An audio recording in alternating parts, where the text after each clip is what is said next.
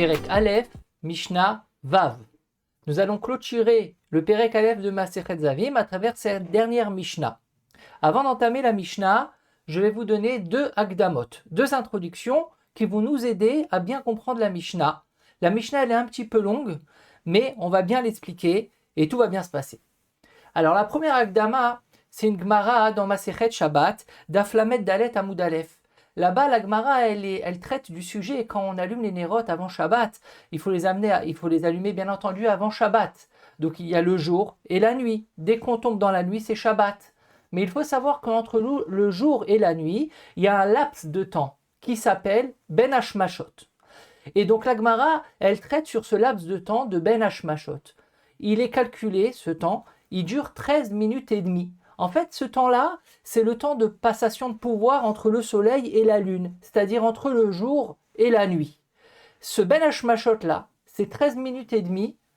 Il y a 3 avis pour savoir comment ils sont considérés.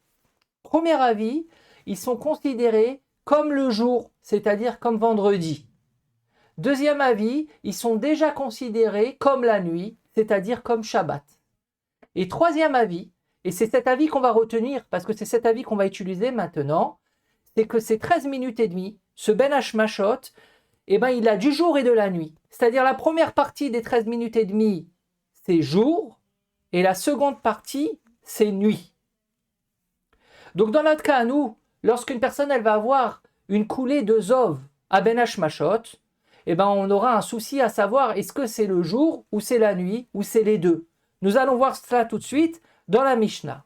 Ça, c'est la première introduction. La seconde introduction, c'est que nous avons étudié jusqu'à maintenant qu'une personne, un homme en l'occurrence, elle peut être Zav Gamour à travers 3 écoulements. Si elle a vu la même journée à 9h, midi et 14h, elle est Tméa. Nous avons vu que pour être considéré comme 3 écoulements, il faut qu'il y ait un temps minimal requis, un laps de temps minimal, qui est le temps de se tremper au mikvé et de se sécher lorsqu'on sort du mikvé, qui est en fait le temps de marcher 50 amot. On avait schématisé 10 minutes. Donc si une personne elle voit à 9h, 9h10, 9h20, elle est Zav Gamour, parce qu'entre chaque écoulement, il y a eu ce temps minimal requis. Il faut savoir que ce temps minimal requis, il fonctionne seulement lorsqu'on voit dans la même tranche de journée ou de nuit.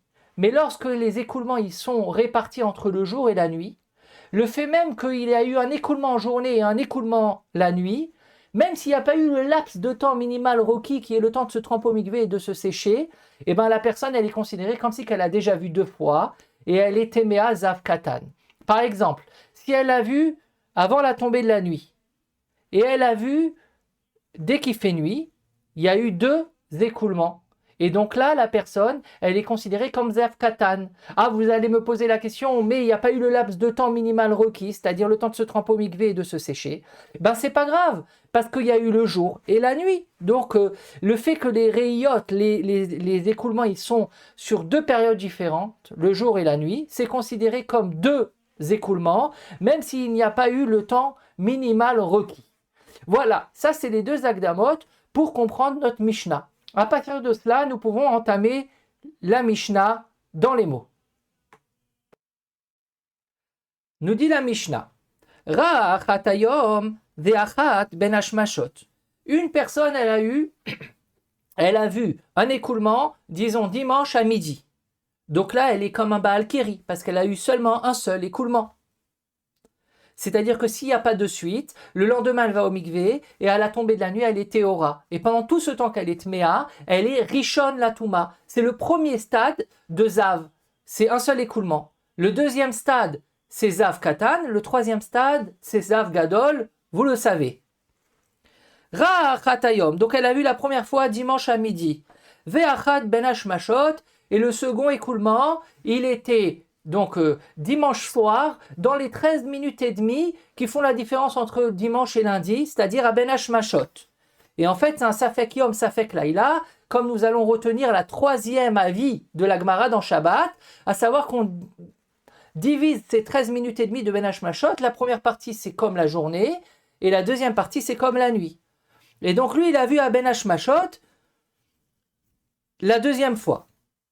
Ou l'inverse. Achad ben Hashmashot, il a vu à ben Hashmashot de dimanche à lundi, dans les 13 minutes et demie qui font la jonction entre le dimanche et le lundi, ve'achat le machar, et le lendemain, lundi à midi, il a vu son deuxième écoulement. Alors, c'est quoi son statut au niveau de Zav? Im yadoua, chez Mixata Reiya Meayom, ou Mixata le machar, Vadaï les korban ou les touma. Alors, pour comprendre cela, l'écoulement qu'il a eu en journée à midi, que ce soit le dimanche à midi ou le lundi à midi, ça dépend des cas, c'est un seul écoulement, c'est-à-dire qu'il a eu un G, et son écoulement, il est Zav. Par contre, l'écoulement qu'il a eu à Ben Hashmashot, c'était un écoulement qui n'était pas à travers un seul G, mais c'était un écoulement qui a goûté. C'est-à-dire que pendant les 13 minutes et demie, pendant toute la période de Ben Hashmashot, il a eu un égouttement de son corps de Zov. Ça fait que maintenant on a un Safek. Qu'est-ce qui se passe? C'est quoi le statut de cette personne? Alors, s'il est sûr que ça a goûté durant toute la période de Ben Hashmashot, durant tous ces 13 minutes et demie, on va dire qu'il est Zav Gamour. Im yadoua chez Mixata Reya Meayom ou Mixata le Machar, Vadaï les Korban ou les Touma. Pourquoi cela? Ben, tout simplement. Prenons le premier cas. Il a vu dimanche à midi, premier écoulement. Ensuite, il a vu durant toute la période de Ben Hashmashot de dimanche à lundi, c'est-à-dire en soirée de dimanche pendant ces 13 minutes et demie. Et on sait très bien que ce Ben Hashmashot, il est en partie jour, en partie nuit. Et lui, il a vu pendant toute cette période-là. Donc, c'est considéré comme deux autres écoulements. Ce qui fait un total de 3 écoulements. Il est Zav Gamour. Et donc, il doit amener le Korban. Et il doit faire tout la Tahara tel qu'on l'a étudié pour un Zav Gamour qui est égal à celle du Zav Katan. Plus le Korban. Alors pourquoi il est capable d'amener le Korban? Parce qu'il a vu 3 fois. Du fait qu'on a dit que Ben Hashmashot, la première partie c'est le jour et la deuxième partie c'est la nuit, et du fait que ça a goûté durant toute cette partie, c'est considéré comme 2 écoulements. Et si vous allez me poser la question juste pour se rappeler, mais il n'y a pas eu le laps de temps qui fait qu'il y a eu 2 écoulements, réponse c'est pas grave. Parce que premièrement, ça a goûté sans arrêt, donc on peut arriver à 2 écoulements à travers un long goûtement de Zov. Et deuxièmement, là, il y a du jour et de la nuit. Et du fait qu'on passe à 2 dates différentes, le jour et la nuit, même s'il n'y a pas eu cette laps de temps entre les deux, les 2 journées, c'est-à-dire le jour et la nuit, sont considérées comme 2 écoulements. Et donc c'est pour ça que cette personne-là, dans la première partie de la Mishnah, elle a vu 3 fois, et donc elle est Zav Gamour, elle doit amener un Korban. Deuxième partie de la Mishnah. Im safek chez Miktsat Areya Meayom ou Miktsata le Machar, Vadaï le Touma, Vesafek les Korban. Il a vu dimanche à midi, puis il a vu à Ben Hashmashot. Sauf qu'à Ben Hashmashot, ça n'a pas goûté durant les 13 minutes et demie. Il a vu seulement un écoulement à Ben Hashmashot et il a un safek. Si cet écoulement de Ben Hashmashot, il était dans la première partie des 13 minutes et demie, et donc c'est le jour, ou dans la deuxième partie, ou vraiment à la jonction, et donc c'est comme si il y a eu 2 écoulements. Donc cette personne-là, c'est sûr qu'elle est Zav Katan, parce qu'elle a eu 2 écoulements, mais c'est pas sûr qu'elle est Zav Gamour, parce que du fait qu'elle a eu seulement un G dans Ben Hashmashot et pas un goûtement, c'est possible que ce G-là, il était dans la première partie de Ben Hashmashot, et donc c'est 2 écoulements en journée, ou dans la deuxième partie de Ben Hashmashot, c'est un écoulement en journée dimanche midi, et le second à Ben Hashmashot partie nuit. Et donc il a eu seulement 2 écoulements. C'est pour ça qu'il est Vadaï Zav Katan, mais il n'est pas Vadaï Zav Gamour. Alors il doit faire le processus de Tahara, parce que le processus de Tahara, aussi bien pour un Zav Katan qu'un Zav Gadol, c'est le même. Par contre, au niveau du Korban, il est Safek les Korban. Alors maintenant, nous allons expliquer c'est quoi Safek les Korban. Nous allons rentrer dans des notions de Kodashim. Un Zav ou une Zava qui est Gamour ou Gemura, dans son Ta'alir Tahara, le processus, il doit amener un Korban. Ce Korban, il est fait de 2 volailles, c'est-à-dire Shtetorim, Oshne Bene Yona. Il y a une volaille qui est pour le Khatat et une volaille qui est pour le Hola. Alors, qu'est-ce qui se passe lorsque la personne, elle est Vada Isav Gamour? Elle amène ces 2 korbanot.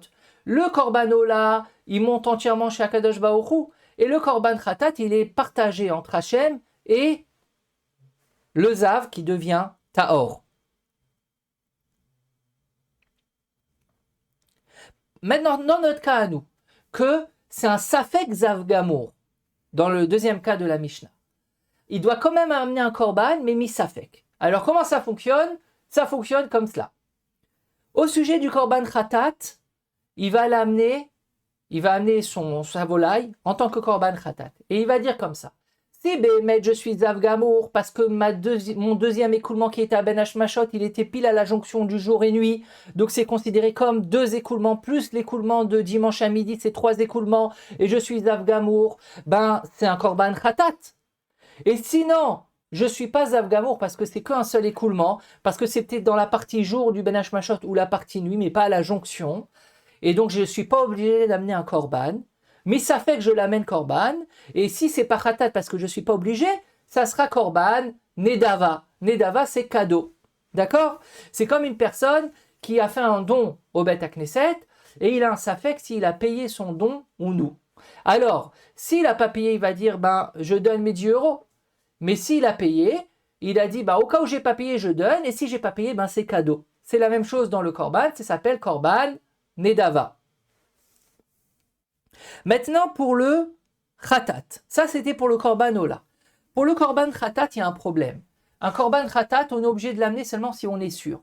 Si on n'est pas sûr, on ne peut pas faire ce jeu-là de dire, si on est sûr, c'est un korban khatat, et si je ne suis pas sûr, maximum, c'est un korban nedava. Ça ne fonctionne pas pour le khatat.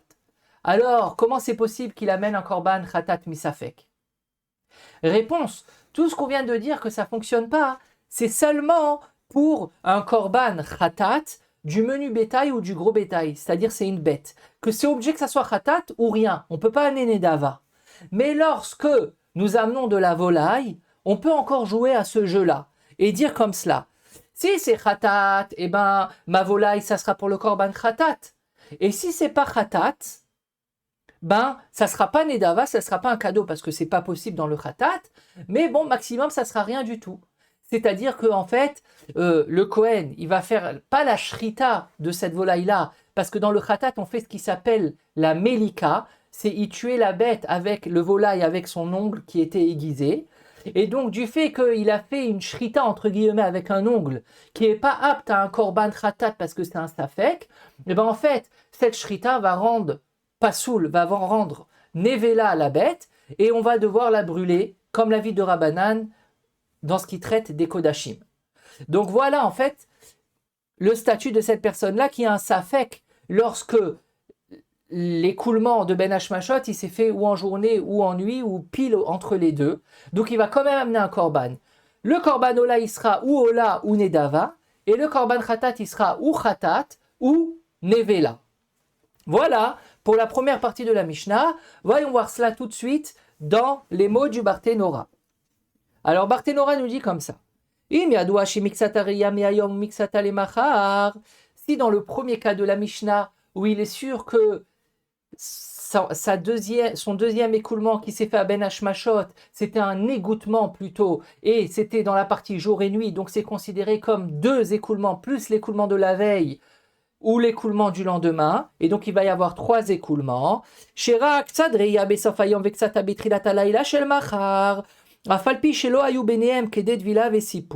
Même si dans son égouttement de Ben Hashmashot pendant ces 13 minutes et demie, il n'y a pas eu le laps de temps minimal requis qui est le temps de se tremper au mikvé et de se sécher, malgré tout, Nirshavim Shtereiyot, malgré tout on va dire c'est considéré comme 2 écoulements, Mipene Shayamim Cholkin, parce que là on ne va pas d'après les sorties de Zov, que là, effectivement, il faut un laps minimal requis, mais on va d'après le temps où la sortie de Zov a été écoulée du corps. Et donc, puisque c'était une fois le jour, une fois la nuit, même s'il n'y a pas eu le laps minimum requis entre les deux, c'est considéré comme 2 écoulements. C'était en fait la deuxième introduction de la Mishnah Vav. Vada, il est korban ou les touma. Donc, dans ce cas-là, la personne, elle est Zav Gamour, elle devra amener un korban et également faire son processus de tahara. Des yashkan shalosh reyot, parce qu'il y a là 3 écoulements. Des otashel ben hashmashot nitralek lishtaim, parce que l'égouttement qu'il y a eu pendant les 13 minutes et demie de ben hashmashot est considéré comme 2 écoulements, plus une de la veille, ça fait 3. Kevan de yeshba mishne yamim, parce qu'en fait ben hashmashot c'est considéré comme 2 jours, donc comme 2 écoulements. Veim Safek, maintenant la deuxième partie, le deuxième cas, qu'il n'y a pas eu un égouttement durant les 13 minutes et demie de Ben Hashmashot. Il y a eu seulement un jet, et il ne sait pas si ce jet de Zov, il s'est fait dans la partie jour, ou la partie nuit, ou la partie limitrophe, jour et nuit, de Ben Hashmashot. Veim Safek. Des schémas Kula Minayom ou Kula Minalaila, Barthénora il dit, ou sinon c'est un Safek, pourquoi? Parce que c'est d'après les deux premiers avis de la Gemara Shabbat, que Ben Hashmashot c'est considéré que comme le jour ou que comme la nuit. Donc, Vada il est Touma, c'est sûr qu'il va être tamé parce qu'il va être minimum Zav Katan. Zav Katan, c'est que de écoulement, donc il devra faire tout le processus de Tahara du fait qu'il est tamé. Mais au niveau du Korban, c'est un Safek, comme nous l'avons étudié. Dema Nafshar, Ikashtaim. Pourquoi c'est Vada il est Touma? Il doit faire le processus de Tahara. C'est parce que même si on dit qu'il n'y a pas eu 3 écoulements, il n'est pas Zav Gamour, mais il est au moins Zav Katan. Et Zav Katan, ces 2 écoulements, il est tamé. Aval Safek les korban, des mispekalan chez Mashtaim, chez Machalosh. Mais par contre, au niveau du korban, c'est qu'un Safek. Parce que du fait qu'il a eu seulement un jet de Zov pendant Ben Hashmashot, et il ne sait pas si ce jet-là, il était dans la partie jour, la partie nuit ou la partie des deux, Dei Kulaminayom ou Kulaminalayla Shtaim, Vei Miksata Bayom ou Miksata Balayla, Shalosh. C'est pour ça qu'il va amener un korban misafek, comme nous l'avons expliqué. Voilà pour la première partie de la Mishnah. Nous entamons maintenant la deuxième partie de la Mishnah, qui est également fait de 2 cas. Premier cas de la deuxième partie de la Mishnah, qui est en fait le troisième cas de la Mishnah. Ra'ash neyamim ben hashmashot, safek les touma ou les korban. Il a vu dimanche soir à Ben Hashmashot, lundi soir à Ben Hashmashot. Alors là, on a un safek. On a un safek. Est-ce qu'il est tamé? Et s'il est tamé, est-ce qu'il est zavgamour? Il faut amener un korban. Parce que comme on sait, Ben Hashmashot, il y a une partie jour, une partie nuit. Donc là, on a 2 Ben Hashmashot. Il a vu le Ben Hashmashot de dimanche soir et le Ben Hashmashot de lundi soir. C'est-à-dire que dimanche soir, c'est possible qu'il a vu dans la partie jour et la partie nuit. Et lundi soir, c'est possible qu'il a vu dans la partie jour et la partie nuit de Ben Hashmashot de lundi soir. Alors, on a un safek. Le safek, il est composé de 3 cas. Premièrement, peut-être que dimanche soir, il a vu dans la partie jour. Et lundi soir, il a vu dans la partie nuit, qui est en fait mardi. Et en fait, on se retrouve à 1, 0, 1. C'est-à-dire que c'est comme si un cas où une personne, il a vu dimanche et mardi. Et lundi, c'est un jour off où il n'a rien vu. Dans ce cas-là, il est Kebal Keri, parce qu'on ne va pas rattacher les 2 écoulements du fait qu'il y a entre les 2 écoulements un jour entier où il n'y a rien eu. Donc là, il n'est même pas Zav Katan, il est Kebal Keri, c'est-à-dire qu'il doit attendre encore une journée, se tremper au mikvé et le soir, il est Tahor. Ça, c'est le premier safek. Deuxième safek, peut-être qu'il a vu dimanche soir dans la partie jour et lundi soir dans la partie nuit. Et en fait, c'est comme si qu'il a vu dimanche à midi et lundi à midi. Parce qu'en fait, c'est sur 2 jours différents. Et là, il va être Zav Katan.